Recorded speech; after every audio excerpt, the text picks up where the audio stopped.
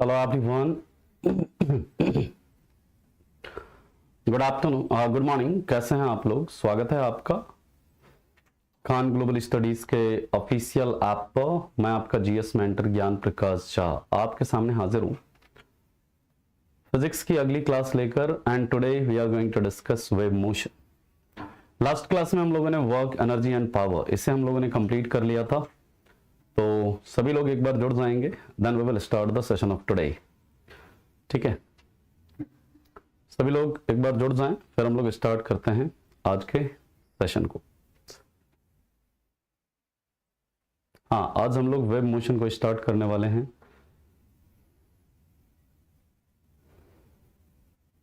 चलिए,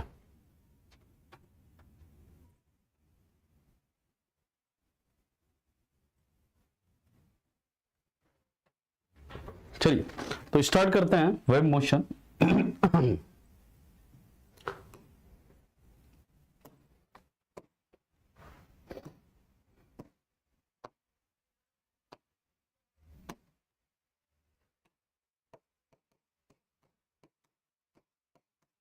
या फिर जिसे हम कहते हैं तरंग गति। क्या कहते हैं? तरंग गति। तो सबसे पहला सवाल यह उठता है कि ये तरंग क्या होता है? What is wave? बताइए आप लोग, तरंग हम लोग किसे कहते हैं? एनीवन? पूछिए, क्या सवाल है? कभी सवाल है तो पूछिए, मुझे दिखेगा, मैं बता दूंगा। तो सबसे पहला सवाल है कि तरंग हम लोग किसे कहते हैं?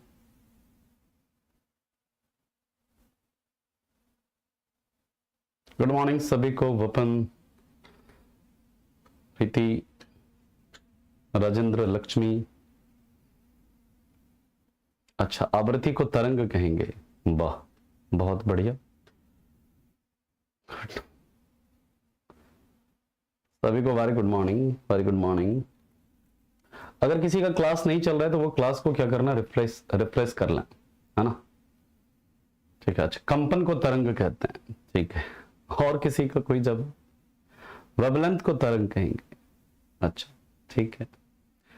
जिसे माध्यम की आवश्यकता नहीं पड़ती है। अरे वाह, ठीक है। जिस ध्वनि उत्पन्न, ठीक है। और किसी का कोई उत्तर? चलिए, ठीक है।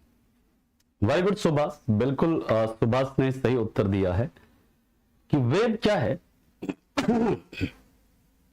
तरंग ऊर्जा के संचरण का एक माध्यम है। यानी wave is a medium of transfer of energy. Wave क्या है? यह एक मीडियम है किसके ट्रांसफर का? ऊर्जा के ट्रांसफर का। यानी कि वेव, अगर मान लीजिए यहां से कोई वेव ऐसे चल रही है, तो यह अपने साथ किसको लेकर के जा रही है? यह अपने साथ क्या लेकर के जा रही है एक जगह से दूसरे जगह तक? याद रखिएगा, एनर्जी को। यानी कि वेव एक माध्यम है जो क्या करता है? ऊर्जा को एक जगह से दूसरे जगह तक क्या करता है? ट्रांसफर करता है। That's it. तो वेव क्या है? Wave is a medium of transfer of energy, यानी कि तरंग ऊर्जा के संचरण का एक माध्यम है। ठीक। अब सवाल यह उठता है कि सर, ये वेव उत्पन्न कैसे होता है? वेव कैसे उत्पन्न होता है? तो याद रखिएगा, किसी भी मीडियम में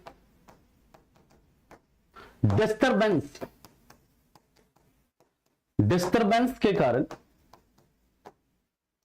या कह सकता हूं वाइब्रेशन, या कह सकता है कंपन, इसी को वाइब्रेशन भी कह सकते हैं। डिस्टरबेंस और वाइब्रेशन के कारण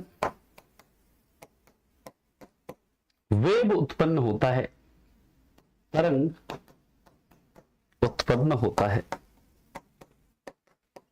यानी तरंग जो है वो कैसे उत्पन्न होगा, किसी भी मीडियम में डिस्टरबेंस के कारण, किसी भी मीडियम में वाइब्रेशन के कारण क्या होता है, ये उत्पन्न होता है। ठीक है, बात समझ में आ रही है। अब हम लोग बात करते हैं कि ये जो वेव है, वेव कितने प्रकार का होता है। मैकेनिकल वेव क्या होता है, नॉन मैकेनिकल वेव क्या होता है। फिर हम लोग बात करेंगे मैकेनिकल वेव के अंदर अनुदैर्ध्य तरंग यानी कि लॉन्गिट्यूडनल वेव क्या होता है, ट्रांसवर्स वेव क्या होता है। Clear? Wave is produced due to vibration of any medium. Wave is produced due to vibration in any medium. हम लोग बात करते हैं वेव के टाइप की। अभी पूरा अभी ये बेसिक है, अभी हमारा ये बेसिक मुद्दा है। ठीक है, तो पहले आप इसे लिख लो, फटाफट इसे लिखो। जिसका भी क्लास नहीं चल रहा है ना, वो क्या करें, वो क्लास को रिफ्रेश कर लें। जिनकी भी क्लास नहीं चल रही है वो प्लीज क्लास को क्या कर दीजिए, एक बार रिफ्रेश कर लीजिए।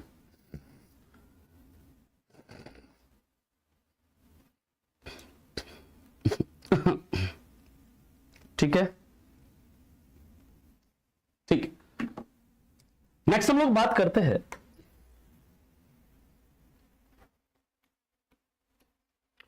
टाइप ऑफ वेव या तरंग के प्रकार। तरंग के प्रकार की बात करते हैं तो याद रखिएगा सबसे पहला होता है, बेसिक टाइप की बात करें, एक होता है यांत्रिक तरंग।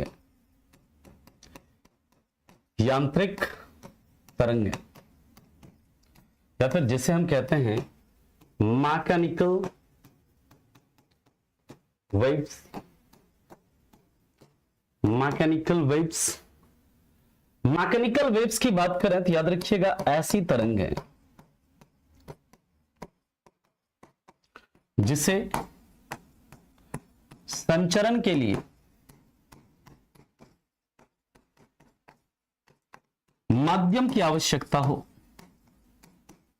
जिसे संचरण के लिए किसकी, माध्यम की आवश्यकता हो।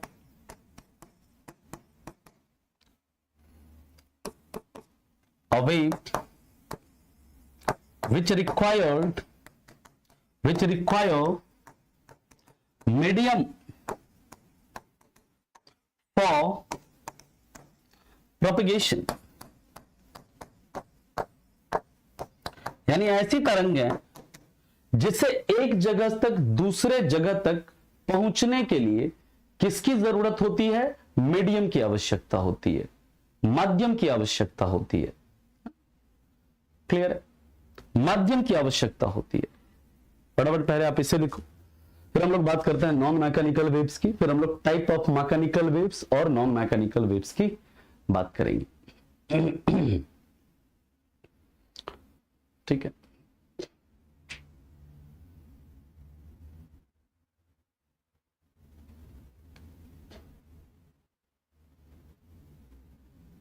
क्योंकि ऊपर जाने पर ना उसके अंदर का जो प्रेशर होता है ना प्रतीक्षा, वो बढ़ जाता है ना, जिसके कारण क्या होता है, वो गुब्बारा फट जाता है।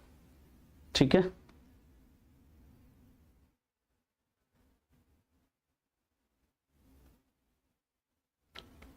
ठीक है, एग्जाम्पल अभी आते हैं रोहित, पहले आप इसे लिखिए, बेसिक पहले डेफिनेशन लिखिए, एग्जाम्पल पर आएंगे। अभी जब इसके टाइप को देखेंगे तब आएंगे एग्जाम्पल। जैसे अगर मैकेनिकल वेव्स के एग्जाम्पल की बात करें, भूकंपीय तरंग जैसे हो गया, जैसे आपका साउंड वेव हो गया, है ना। संचरण का मतलब होता है प्रोपेगेट करना, एक जगह से दूसरे जगह तक मूव करना। ठीक है, सुन लिया, उसका कोई सॉल्यूशन नहीं है अमन, है ना। जितना ठीक मैं लिख सकता हूं उतना ठीक लिख रहा हूं। आपको अगर कुछ चीज समझ में नहीं आ रही है तो आप बताइए। हाँ, लाइट जो है, लाइट में डिस्कस करेंगे। लाइट के पास वेव नेचर भी होता है, पार्टिकल नेचर भी होता है ना। पार्टिकल नेचर को किसने खोजा था, आइंस्टाइन ने खोजा था। वेव नेचर को किसने खोजा था, आप लोग बताओ। चलिए नेक्स्ट हम लोग बात करते हैं इसके बाद नॉन मैकेनिकल वेव्स। नॉन जो दूसरा टाइप है, non mechanical waves. Non mechanical waves या फिर जिससे हम कहते हैं गैर यांत्रिक तरंगे, या फिर इसी को क्या कहा जाता है, इसी को हम लोग बोलते हैं इलेक्ट्रो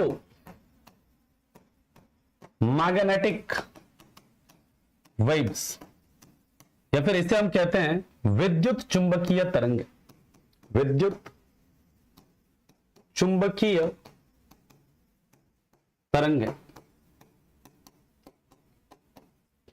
इसका मतलब क्या होता है, ऐसा वेव, ऐसी तरंग जिसे संचरण के लिए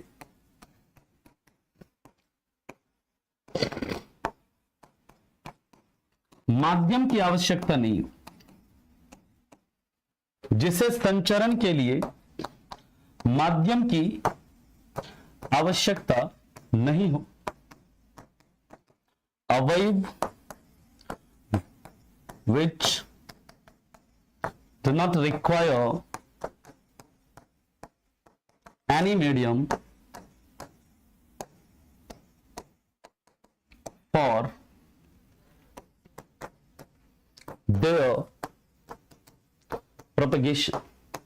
अब इसके एग्जाम्पल्स वगैरह हम लोग देखेंगे आगे, अभी हम लोग इसके एग्जाम्पल्स आगे देखने वाले हैं। पहले बेसिक डेफिनेशन आप लोग लिखते चला, ठीक है, पहले आप बेसिक डेफिनेशन आप लोग लिखते चलिए। अभी इसके टाइप को जब हम देखेंगे तो पूरा डिटेल में अभी हम लोग इसे समझेंगे, ठीक है। हाँ, शांत पानी में पत्थर फेंकने पर तरंग उत्पन्न होता है, वाटर वेव होता है, जो कि एक प्रकार का कैसा वेव है, अभी हम लोग देखने वाले हैं। वाटर वेव जो है कैसी तरंग है उसको अभी हम लोग देखेंगे। यहां तक लिखिए, फिर चलते हैं इसके आगे।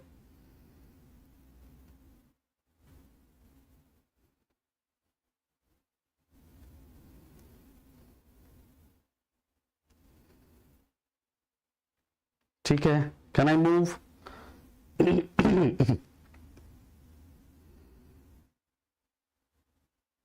हाँ जी,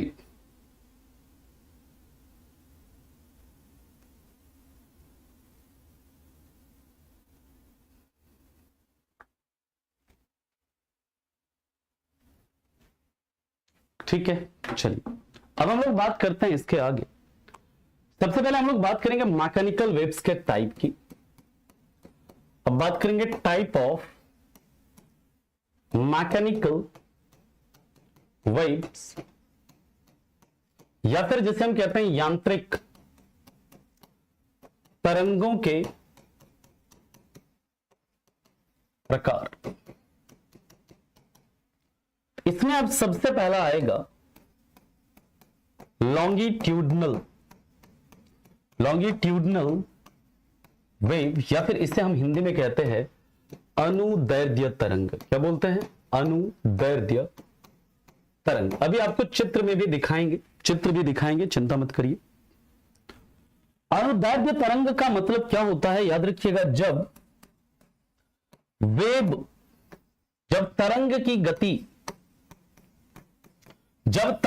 गति माध्यम के अणुओं की गति के, जब तरंग की गति माध्यम की अणुओं की गति के समानांतर होता है।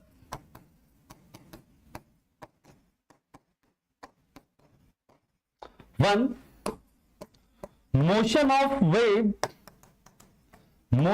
Wave is parallel to motion of molecule of medium। समझ? जैसे मान लीजिए कि आपका मीडियम के मॉलिक्यूल्स जो हैं उसकी गति इधर है, तो यहां पर जो वेव है ना, वेव भी इसी डायरेक्शन में, ऐसे इसी डायरेक्शन में मूव कर रहा है, कोई भी इसी डायरेक्शन में मूव कर रहा है। यानी कि यहां पर जो वेव जो प्रोपेगेट कर रहा है वो किसके? मीडियम के मॉलिक्यूल के मोशन के पैरेलल चल रहा है। समानांतर चल रहा है।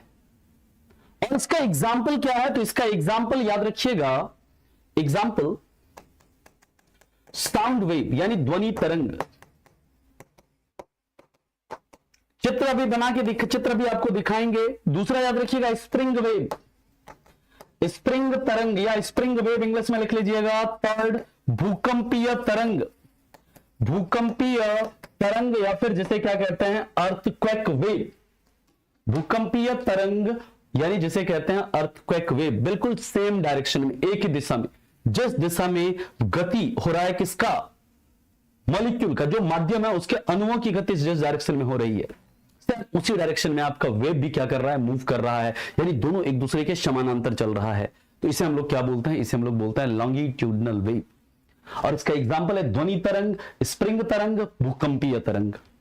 और मेरा आप लोगों से सवाल है, आप लोग ये बताएंगे कि जब भूकंप आता है तो भूकंप के दौरान हमारे वायुमंडल में कौन सी गैस मिलती है?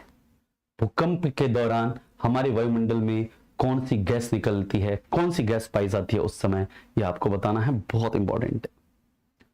वेरी गुड अर्जुन, बिल्कुल आपने सही बताया है, बहुत बढ़िया। याद रखिएगा उस समय मिलती है कौन सी गैस? रेडॉन, जो कि एक इनर्ट गैस है। और इस रेडॉन गैस का यूज कहां पर होता है? तो याद रखिएगा कैंसर के ट्रीटमेंट, कैंसर के इलाज में। और सबसे भारी इनर्ट गैस है रेडॉन। ठीक है, गुड गुड, वेरी गुड। फटाफट इसे लिखें। अभी हम लोग फिर ट्रांसवर्स वेव देखते हैं, फिर दोनों के अंदर डिफरेंस देखेंगे चित्र में।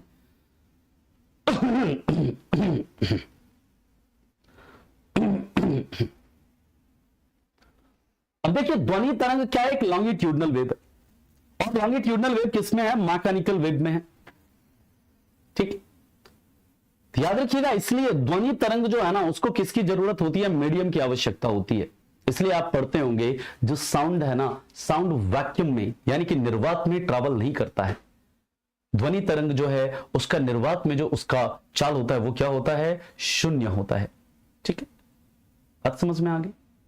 चलिए इसके आगे की बात करते हैं हम लोग। नेक्स्ट हम लोग बात करते हैं ट्रांसवर्स वेव की। ट्रांसवर्स वेव, ट्रांसवर्स वेव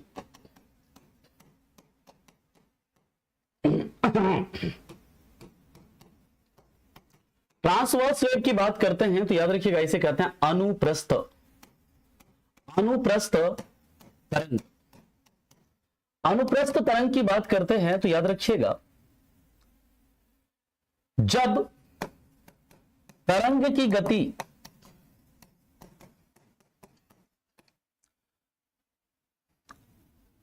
माध्यम के अणुओं की गति के, माध्यम की अणुओं की गति के लंबवत हो। जब तरंग की गति माध्यम के अणुओं की गति के क्या हो? लंबवत हो। यानी one motion of wave is perpendicular, is perpendicular to motion of medium, motion of molecule of medium, motion of molecule of medium। और इसका एग्जाम्पल, का एग्जाम्पल जो होगा याद रखिएगा वाटर वेव। दूसरा याद रखिएगा लाइट वेव। ये भी क्या है? आपका एक ट्रांसवर्स वेव है। और याद रखिएगा जितने भी आपके इलेक्ट्रोमैग्नेटिक वेव्स होते हैं, जितनी भी विद्युत चुंबकीय तरंग होती है, वो सारी विद्युत चुंबकीय तरंग, चाहे एक्सरे हो, चाहे आपका गामा रे हो, चाहे आपका कोई भी रे है जो कि आपका इलेक्ट्रोमैग्नेटिक है, चाहे यूवी रे हो, इंफ्रारेड रे हो, माइक्रोवेव हो, रेडियो वेव हो, ये सभी कैसी तरंगें होती हैं? ये सभी नेचर में कैसी होती हैं? ट्रांसवर्स होती हैं। ये सभी प्रकृति में कैसी होती हैं? अनुप्रस्थ होती हैं, क्योंकि उनका जो मोशन होता है वो मीडियम के मॉलिक्यूल के परपेंडिकुलर होता है। उनका जो गति होता है वो कैसा होता है? माध्यम के। जैसे मान लीजिए कि मीडियम का जो मॉलिक्यूल जो है उसका गति इस डायरेक्शन में हो रहा है। तो वेव जो है ना इसके ऐसे परपेंडिकुलरली ऐसे मूव करेगा, इस तरह से मूव करेगा, उसके परपेंडिकुलर मूव करेगा। ठीक, अभी अब इसका चित्र देखेंगे, इसके बीच में हम लोग डिफरेंस देखेंगे। पहले आप इसे लिखिए, फिर चलते हैं इसके आगे। फटाफट लिखो इसको। यहां पर नोट में लिख लीजिएगा, सभी विद्युत चुंबकीय तरंग प्रकृति में कैसी होती है, अनुप्रस्थ होती है। कहीं पर नोट में लिख लो, इधर ही लिख देता हूं मैं, या ऊपर में लिख देता हूं। नोट में लिख लीजिएगा, सभी विद्युत चुंबकीय तरंग, सभी विद्युत चुंबकीय तरंग प्रकृति में अनुप्रस्थ होती है।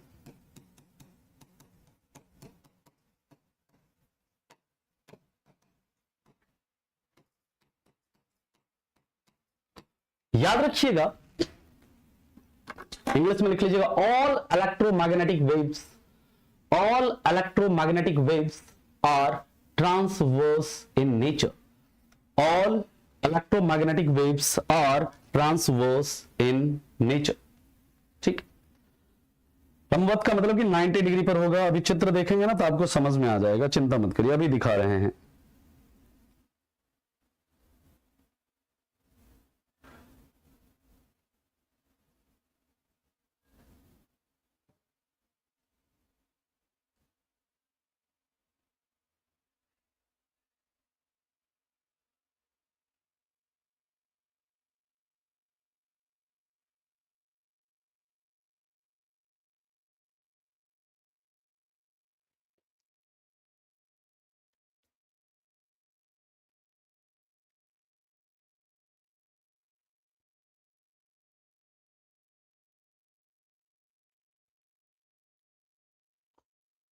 हो गया?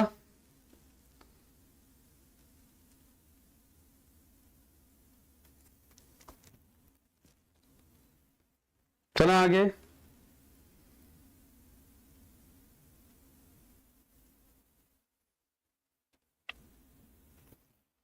चलिए अब चित्र से अभी समझाते हैं। देखिए, चित्र से अभी समझाएंगे। चित्र में एक ले लेता हूं, है ना, फिर चित्र से आपको समझ में आएगा। जस्ट वेट, चित्र ले लेते हैं ना तो आपको समझ में आएगा। लॉन्गिट्यूडनल एंड ट्रांसवर्स वेव्स आ गया। चित्र ले लेते हैं एक बढ़िया सा कोई, है ना,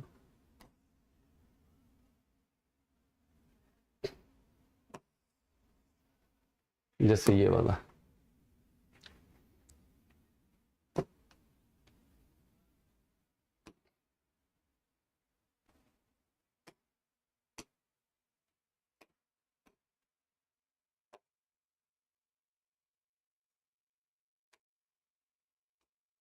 दिख रहा है सबको? सबको ये क्लियर है, विजिबल है सबको?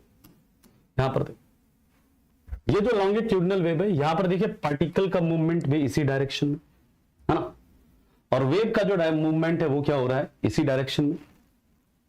ठीक, यानी कि दोनों आपका सेमी डायरेक्शन में मूव कर रहा है, यानी कि एक दूसरे के क्या चल रहा है, पैरेलल चल रहा है।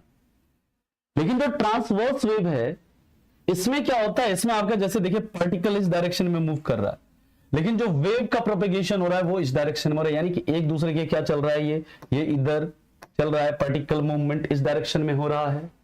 यानी कि यहां पर जो है ये क्या है, एक दूसरे के परपेंडिकुलर, एक दूसरे के क्या है, परपेंडिकुलर है। ठीक, जैसे इसका दूसरा और चित्र देखना है आपको, दूसरा भी मैं चित्र दिखाता हूं। देखिए, एक मिनट।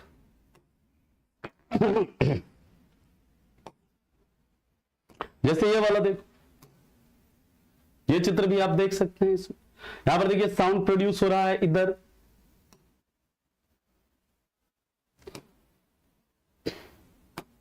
ये वाला लेकिन आएगा नहीं चित्र। आपको मैन बेसिक वो समझ में आ गया ना। यहां पर क्या होता है ना, याद रखिएगा, इसमें ये जो वेव है, इस तरह का वेव है, आप देखो ध्यान से समझिएगा जो मैं समझाना चाह रहा हूं आपको। यहां पर देखो कहीं कहीं ये क्या है, बिल्कुल पास है ऐसे, कहीं कहीं क्या है, ये बिल्कुल दूर है। कहीं पर आप देख रहे हो बिल्कुल पास पास चल रहा है, कहीं पर बिल्कुल दूर दूर चल रहा है। तो यहां पर ये इसे क्या बोलते हैं, इसको बोलते हैं कंप्रेशन, कंप्रेशन बोल रहे हैं इसको। और इसको ये जब दूर दूर चल रहा है इसको क्या बोलते हैं, एक्सपेंशन।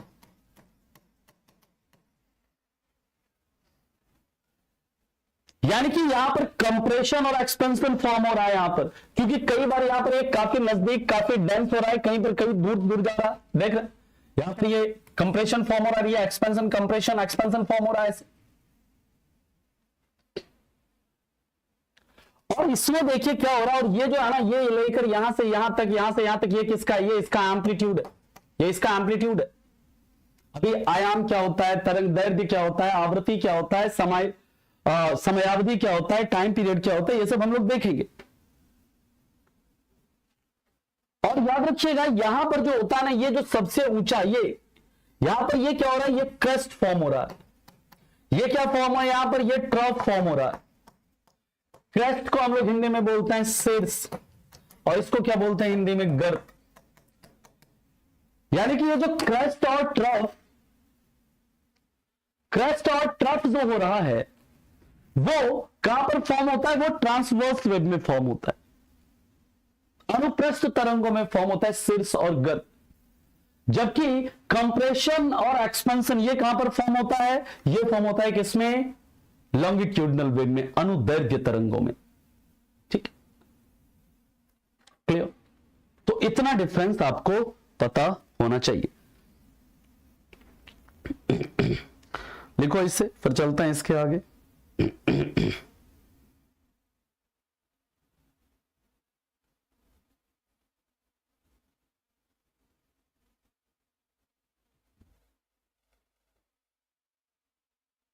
इसे लिखिए, फिर चलते हैं इसके आगे।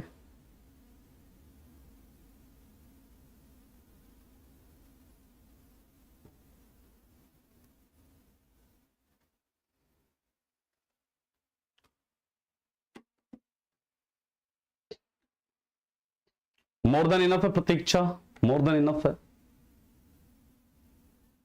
चित्र बना लीजिएगा, अच्छा रहेगा, सही रहेगा। चित्र अगर बना लेंगे ना तो बेहतर रहेगा।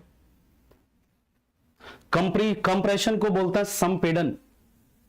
हाँ, कंप्रेशन को क्या बोलते हैं हम लोग, संपीड़न बोलते हैं। और एक्सपेंशन को हम लोग विस्तार बोलते हैं। एक्सपेंशन को हम लोग क्या बोलते हैं, विस्तार। ठीक, चलिए अब देखिए, इसके बाद अब हम लोग बात करेंगे किसकी, नॉन मैकेनिकल वेव्स की। ये वाला देखो इतना ज्यादा इंपॉर्टेंट नहीं है। लॉन्गिट्यूडनल ट्रांसवर्स में ना बस आपको ये एग्जांपल याद रखना है। क्या क्या याद रखना है, देखो सवाल क्या बनेगा आपको कि कौन सा लॉन्गिट्यूडनल वेव है, कौन सा ट्रांसवर्स वेव है। लॉन्गिट्यूडनल वेव में वेव का जो मोशन होता है वो मीडियम के मॉलिक्यूल के पैरेलल होता है, और जो ट्रांसवर्स वेव है उसमें वेव का जो मोशन होता है मीडियम के मॉलिक्यूल के परपेंडिकुलर होता है। बस इतनी सी बात याद रखनी है, और इसके एग्जांपल्स याद रखने कि कौन सा लॉन्गिट्यूडनल है, कौन सा ट्रांसवर्स है। ठीक, क्लियर। अब जितने भी, मतलब ये है, मैं ये बोल रहा हूं पुष्पा जी, जो भी जितने भी ट्रांसवर्स, जितने भी आपके इलेक्ट्रोमैग्नेटिक वेव्स होते हैं ना, इलेक्ट्रोमैग्नेटिक वेव्स जो होते हैं उनका जो मोशन होता है, उनको मीडियम की जरूरत नहीं है। लेकिन अगर किसी मीडियम में प्रोपेगेट कर रहे हैं, बात को सुनिएगा ध्यान से, जो इलेक्ट्रोमैग्नेटिक वेव्स या नॉन मैकेनिकल वेव्स होते हैं, they do not require medium, यानी कि बिना मीडियम के भी वो क्या कर सकते हैं, प्रोपेगेट कर सकते हैं।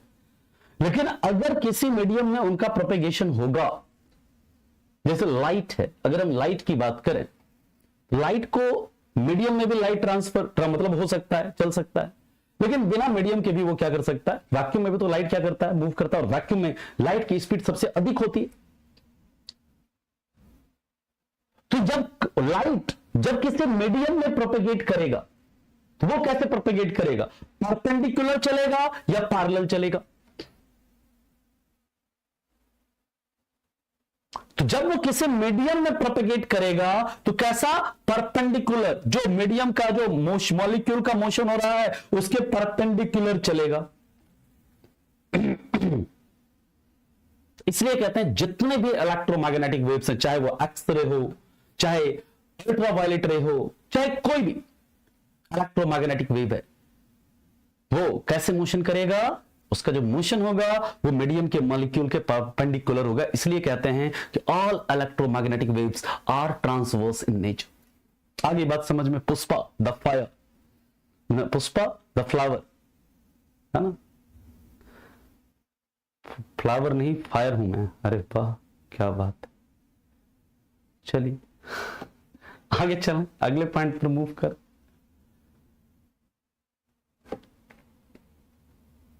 अरे दोनों वेव लंबवत नहीं लग रहा। देखो यहां पर है ना, ये देखो वेव जो है ना इसी तरफ, ये वेव है ना, ये ऐसे चल रहा है, ऐसे चल रहा है, इधर की तरफ चल रहा है ये, ठीक है। और जो मीडियम के मॉलिक्यूल है ये भी इधर ही चल रहा है। लेकिन यहां पर ये देखो मॉलिक्यूल है, ये मॉलिक्यूल जो है ऐसे चल रहा है जो वेव का, लेकिन जो प्रोपेगेशन है ये वेव इस तरफ चल रहा है, ठीक है। बस इतना दिमाग में याद रखिए, ठीक है। अब हम लोग बात करते हैं, देखिए इससे बहुत सवाल नहीं बनता, जो इंपॉर्टेंट है अब वो हम बात कर रहे हैं। यहां से आपके पेपर में भर भर के क्वेश्चन बनते हैं, भर भर के क्वेश्चन बनता है यहां से, जो अब मैं बताने वाला हूं।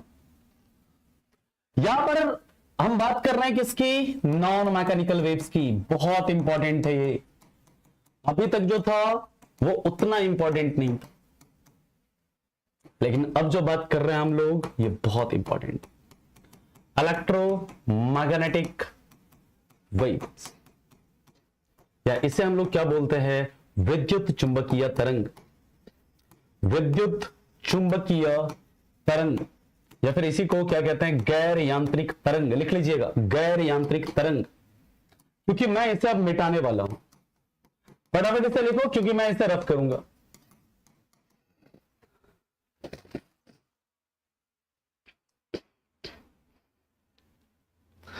चलो बहुत बढ़िया, अरे बहुत अच्छे गोविंद जी, बहुत शानदार। अब मैं यहां पर एक टेबल बनाने वाला हूं।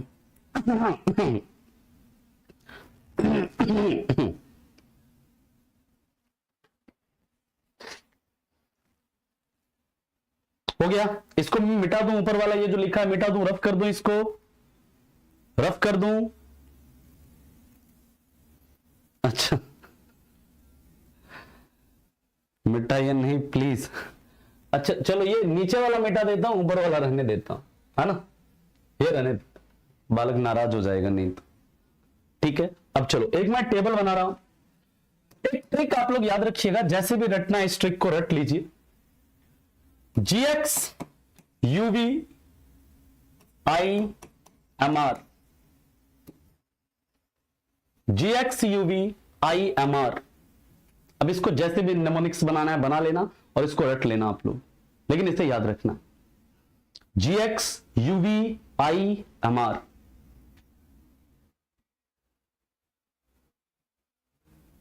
ठीक है, GX UV IMR, जैसे भी याद रखना याद रखेंगे। अब मैं लिख रहा हूं गामा रे, मतलब टेबल बना रहा हूं मैं यहां पर EM वेव, यानी लिख लीजिएगा विद्युत चुंबकीय तरंग। खोजकर्ता किसने खोजा? डिस्कवरर। एंड इसके बाद प्रॉपर्टीज। ये टेबल से कम आपके एग्जाम में 15 से 20 सवाल बनता है। 15 से 20 सवाल इस टेबल से बनता है, ज्यादा ही कह लीजिए कम नहीं, ज्यादा ही कह लीजिए कम नहीं।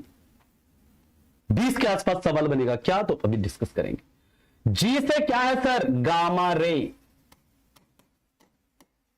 एक्स से क्या है सर? X ray. यू से क्या है सर?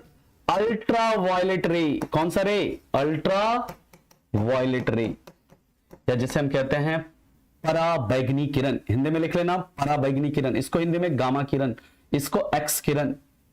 इसके बाद आएगा वी। वी से क्या? विजिबल रे, या फिर जैसे हम कहते हैं दृश्य किरण। इसके बाद क्या आएगा? आई। आई से क्या? इंफ्रारेड रे, या फिर जैसे कहते हैं अवरक्त तरंग या अवरक्त किरण। इसके बाद आएगा एम। एम से क्या? माइक्रोवेव। माइक्रोवेव यानी जिसे कहेंगे हिंदी में सूक्ष्म तरंग। और आर से क्या? रेडियो वेव, या फिर इसे कहते हैं क्या? रेडियो तरंग। हिंदी में फिर से बोल दूंगा, हिंदी में आप लिख लीजिएगा। जी से गामा रे, गामा किरण। एक्स से एक्स रे, एक्स किरण। अल्ट्रा वायलेट रे, पराबैंगनी किरण, हिंदी में बोल रहे हैं प्रियांशु, है ना, ठीक है। अल्ट्रावायलेट रे, पराबैंगनी किरण, विजिबल रे, दृश्य किरण, इंफ्रारेड रे, अवरक्त किरण, माइक्रोवेव, सूक्ष्म तरंग, रेडियो वेव, रेडियो तरंग। लिख लीजिए इसे। अब इसको खोजा किसने? खोजा गामा रे को किसने खोजा? तो याद रखिएगा हेनरी बैक्वेरेल, हेनरी बैक्वेरेल ने। एक्सरे को किसने खोजा? तो याद रखिएगा इसको खोजा विलियम जॉन रॉन्टजन ने। विलियम रॉन्टजन बस लिख लो, यही काफी है, इतना रॉन्टजन भी याद रखेंगे चलेगा, ठीक। अल्ट्रावायलेट रे, इसको किसने खोजा? तो याद रखिएगा रीटर, बस रीटर ही याद रखो, रीटर ने। विजिबल रे को किसने खोजा? न्यूटन ने। न्यूटन तो पीछा ही नहीं छोड़ रहा है कहीं पे, है ना।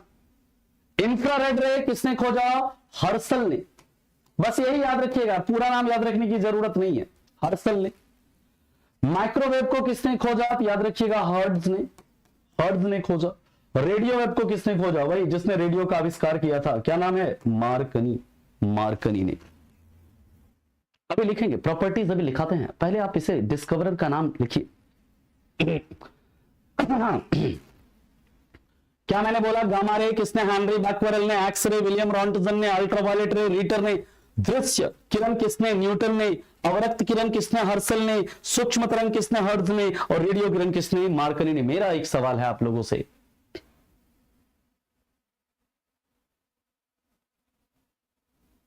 जो रेडियो तरंग है,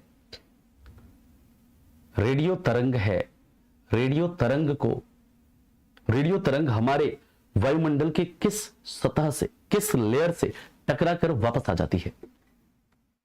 रेडियो तरंग हमारे वायुमंडल के किस लेयर से टकरा कर वापस आ जाती है? पॉल विलार्ड ने धीरेन्द्र सबसे पहले बताया था, लेकिन प्रॉपर जो उसके प्रॉपर्टीज सब के बारे में बताया वो किसने? हेनरी बैक्वेरेल ने बताया था, ठीक है। आगे बात समझ में। और याद रखिएगा जो रेडियो तरंगे हैं ये हमारे वायुमंडल के किस लेयर से टकरा कर वापस आ जाती है? आयन मंडल से, आयन मंडल से, नॉट क्षोभ मंडल नहीं बल्कि आयन मंडल। क्षोभ मंडल में क्या मिलता है? कुछ नहीं। समताप मंडल जो होता है उसमें क्या होता है? उसमें एक लेयर होता है ओजोन लेयर, इसके बारे में हम लोग डिस्कस करेंगे अभी, ठीक है। अब बात करते हैं, अभी डिफरेंट डिफरेंट रे को जब पढ़ेंगे ना तो वहां पर आपको, अभी तो हम आपको इंट्रोडक्शन दे रहे हैं ना इसका, अभी एक्सरे को डिटेल में पढ़ेंगे, अल्ट्रावायलेट रे को डिटेल में, सबको अभी डिटेल में पढ़ेंगे, इसका क्या यूज वगैरह होता है ना, अभी सब बताएंगे, आप लोग बिल्कुल परेशान मत होइए। प्रॉपर्टीज देखिए क्या होता है यहां पर। अब ये ऊपर से आप नीचे जाओगे, ऊपर से नीचे जाने पर ये क्रम में लिखा गया, ऐसे वो ट्रिक नहीं बताया मैंने, यहां पर ये क्रम में लिखा गया है। जैसे आप ऊपर से नीचे जाएंगे तभी आपको ट्रिक याद करना, मैंने बोला GX UV IMR। जैसे ऊपर से नीचे जाएंगे तो इसका जो तरंग दैर्ध्य है, कहेंगे सर तरंग दैर्ध्य क्या होता है, बात करेंगे अभी। तरंग दैर्ध्य यानी इसका जो वेवलेंथ होता है वो क्या होता है? वो बढ़ता है। ऊपर वाला यहां पर तीर का निशान है, इसका मतलब बढ़ता है। इसका जो आवृत्ति है, आवृत्ति क्या होता है हम लोग अभी आगे डिस्कस करेंगे। आवृत्ति यानी फ्रीक्वेंसी, ये क्या होता है? घटता है। एनर्जी यानी ऊर्जा, एनर्जी यानी ऊर्जा क्या होती है? घटती है। भेदन क्षमता, भेदन क्षमता को लिख लीजिएगा इंग्लिश में पेनेट्रेटिंग पावर। भेदन क्षमता क्या होती है? घटती है। भेदन क्षमता क्या होती है? घटती है। विजिबल का हिंदी होता है दृश्य, दृश्य।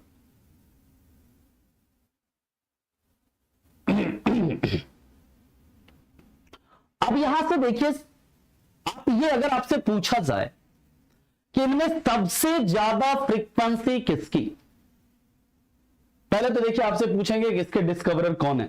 गामा रे को किसने खोजा, एक्स रे को किसने खोजा, यूवी रे को, विजुअल रे को, इंफ्रारेड को, माइक्रोवेव को, रेडियो वेव को किसने खोजा, तो इसके डिस्कवरर आपसे पूछे जाते हैं कई बार एग्जाम। अब देखिए जैसे आप ऊपर से नीचे आएंगे ना तो सबसे ज्यादा फ्रीक्वेंसी किसकी? गामा रे की। उससे थोड़ी कम किसकी? एक्स रे की। फिर थोड़ी कम विजिबल रे, अल्ट्रावायलेट की, फिर विजिबल की, फिर इंफ्रारेड की, फिर माइक्रोवेव की, फिर रेडियो वेव की।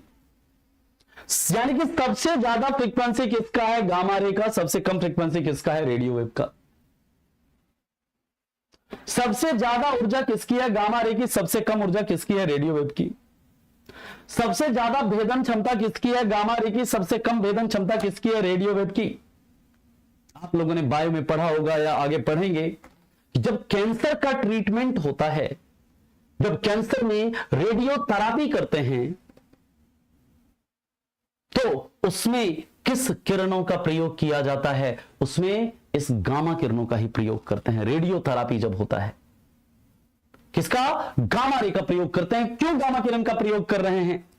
क्यों? क्योंकि इसका भेदन क्षमता जो है ना, इसका पेनिट्रेटिंग पावर जो है ना, सबसे ज्यादा है। इसके बाद याद रखिएगा, ये जो गामा किरण है, गामा किरण का वेवलेंथ क्या होता है? सबसे कम होता है। गामा किरण जो है, इसका तरंग दैर्घ्य सबसे कम होता है। उससे ज्यादा इसका, उससे ज्यादा इसका, फिर इसका, फिर इसका, फिर इसका। सबसे ज्यादा किसका होता है? रेडियो वेव का होता है, रेडियो तरंग का होता है। इसलिए जब भी कोई सैटेलाइट कम्युनिकेशन वगैरह होता है, तो उसमें रेडियो वेव का यूज करते हैं। क्यों? क्योंकि इसका तरंग दैर्घ्य बहुत ज्यादा है, तो इसे दूर तक भेजना क्या है? पॉसिबल है। बात समझ में आ रही है? क्लियर है पॉइंट? अब इसका सर आपको वेवलेंथ और इसका फ्रीक्वेंसी, ये आपको याद रखना है। अभी हम उसके लिए एक टेबल लगाएंगे, उसको आपको मेमोराइज करना होगा सर। उसका कोई दूसरा उपाय नहीं है, दूसरा कोई इलाज नहीं है। ठीक है, अभी हम टेबल वो लगाएंगे, फिर एक एक करके हम इसे क्या करेंगे? डिस्कस करेंगे। यानी कि जब हम बात करते हैं ये वेवलेंथ, आवृत्ति, एनर्जी क्या होता है, वेवलेंथ क्या होता है, फ्रीक्वेंसी क्या होता है, उसे हम लोग डिस्कस करेंगे अभी आगे। लेकिन आप यहां पर ये समझो कि सबसे ज्यादा किसका वेवलेंथ? Gamma ray. मतलब सबसे ज्यादा जो, मतलब कम वेवलेंथ है किसका? गामा रे का। सबसे ज्यादा रेडियो वेव का। और जैसे जैसे ऊपर से नीचे की तरफ जाएंगे, इनका बढ़ता जाएगा, बढ़ता जाएगा, और सबसे ज्यादा इनका होगा। एनर्जी सबसे ज्यादा किसकी? गामा रे की। जैसे नीचे आते जाएंगे, घटता जाएगा, घटता जाएगा, और सबसे कम किसका होगा? रेडियो वेव का होगा। जो फ्रीक्वेंसी है सबसे ज्यादा किसकी? गामा रे की। और भी जैसे जैसे नीचे जाएंगे, नीचे जाएंगे, नीचे जाएंगे, तो आपका इसका क्या हो जाएगा? घटता जाएगा। और सबसे कम किसका हो जाएगा? रेडियो वेव का। पेनिट्रेटिंग पावर, सबसे ज्यादा भेदन क्षमता किसकी? गामा रे की। जैसे जैसे नीचे आएंगे, घटता जाएगा, और सबसे कम किसका हो जाएगा? रेडियो वेव का हो जाएगा। ठीक है, ये बात समझ में आ गई? क्लियर है यहां तक? तो ये टेबल पहले बनाइए, फिर चलते हैं इसके आगे।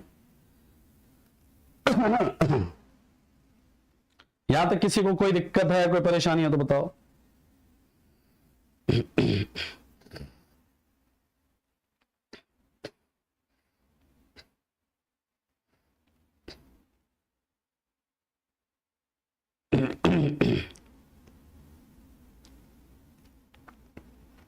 चला आगे। ठीक, अब लिख देते हैं यहां पर, जो गामा रे है, गामा किरण जो है, गामा किरण, इसके बारे में याद रखिए, इसका फ्रीक्वेंसी मैक्सिमम यानी आवृत्ति अधिकतम, एनर्जी यानी ऊर्जा मैक्सिमम अधिकतम, इसका भेदन क्षमता यानी पेनेट्रेटिंग पावर, भेदन क्षमता क्या होगा? इसका अधिकतम। लेकिन जो इसका तरंग दैर्घ्य है, तरंग दैर्घ्य यानी जो वेवलेंथ है, वो क्या होगा? इसका मिनिमम, न्यूनतम। इसके बाद की बात करते हैं, गामा रे के बाद जो आपका रेडियो वेव है, इसमें रेडियो वेव या रेडियो तरंग, इसका जस्ट अपोजिट हो जाएगा। इसका फ्रीक्वेंसी, आवृत्ति क्या हो जाएगा? मिनिमम। एनर्जी क्या हो जाएगा? इसका मिनिमम। इसका जो भेदन क्षमता है, भेदन क्षमता मिनिमम। लेकिन इसका जो तरंग दैर्घ्य है यानी वेवलेंथ जो है, वो क्या हो जाएगा? इसका वो हो जाएगा मैक्सिमम। ये प्रॉपर्टी आपको याद रखनी है, ये प्रॉपर्टी आपको याद रखनी है। ठीक, क्लियर? कॉस्मिक के बारे में भी बात करेंगे बाबू, है ना।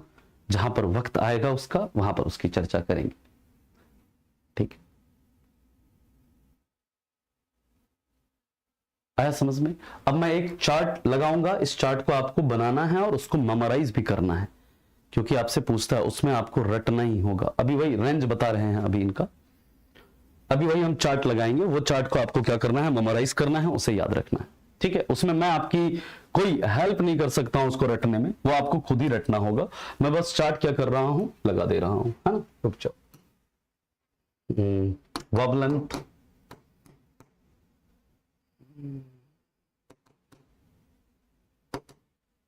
Verb length and frequency of electromagnetic waves, ठीक है। ये मैं एक चार्ट लगा दे रहा हूं, इस चार्ट को आप लोग क्या करना, लिख लेना।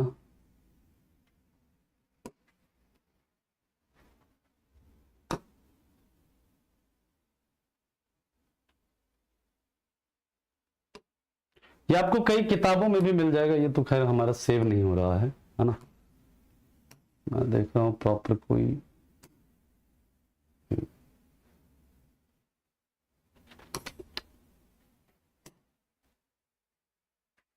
हाँ ये ठीक है।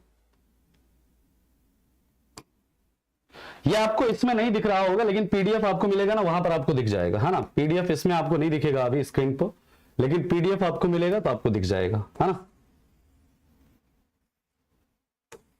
यहां पर मैंने लगा दिया है ना। आपको यहां पर नहीं विजिबल होगा, है ना, नहीं दिख रहा होगा क्योंकि बहुत उसमें है, लेकिन जब आपका पीडीएफ डाउनलोड करोगे तो वहां पर आपको दिख जाएगा, ठीक है। तो इसको आपको लोग लिख लेना, यहां पर जो जो लिखा हुआ, ठीक है, इसे आप लिख लीजिएगा, ठीक है। इसमें आपको नहीं दिख रहा होगा, है ना, इसमें नहीं दिख रहा होगा, मैं बोल रहा हूं, जब आपको पीडीएफ मिलेगा वहां से लिख लेना, ठीक है। और अभी के लिए हम इतना ही रखेंगे, क्योंकि मुझे थोड़ा दूसरे बिल्डिंग में जाना है, वो दूसरे उससे क्लास है, तो उसमें मुझे टाइम लगेगा 5 मिनट का। 12:30 से मेरी एक अगली क्लास है आज, तो इसलिए आपकी, और याद रखिएगा जो अगली क्लास होगी कल नहीं होगी, परसों नहीं होगी, क्योंकि कल परसों मैं छुट्टी पे रहूंगा, और मंडे को आपकी अगली क्लास होगी, मंडे को, ठीक है। तो कल परसों आपकी क्लास नहीं होगी, नेक्स्ट क्लास जो होगी मंडे को होगी। तब तक आप लोग फिजिक्स को रिवाइज करिए, जितना हम लोगों ने पढ़ा है उससे रिलेटेड आप क्वेश्चन करिए, ठीक है, ताकि जब मैं आऊं तो आप अपने डाउट्स पूछ लेना। किसी एक दिन देखेंगे, डाउट सेशन रख देंगे आप लोगों के लिए, ठीक है। अच्छा देखिए, एक ट्रिक बता रहा है कोई, गोलू ने एक्सपर्ट होकर उर्वी और वीना ऐसे कुछ करके लिखा था, है ना। तो वो ट्रिक, अपना ट्रिक बना सकते हैं आप कोई भी, इसको याद रखने की।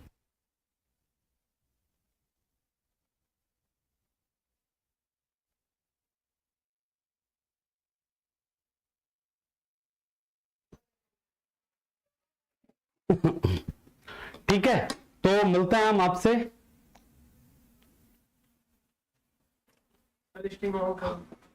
हम मिलते हैं आपसे फिर नेक्स्ट क्लास में। नेक्स्ट क्लास में जो भी आपके डाउट्स होंगे उसे हम लोग क्या करेंगे, ठीक कर लेंगे, मतलब उसको हम लोग देख लेंगे। 3 दिन ही है ना, मंडे को आपकी अगली क्लास होगी, है ना, तो मतलब कि कल परसों, संडे को तो ऐसे भी छुट्टी रहता है, ठीक है। तो मैं कल परसों लीव पर हूं, इसलिए नहीं, ठीक है। Thank you so much, bye bye, take care and have a good day, thank you.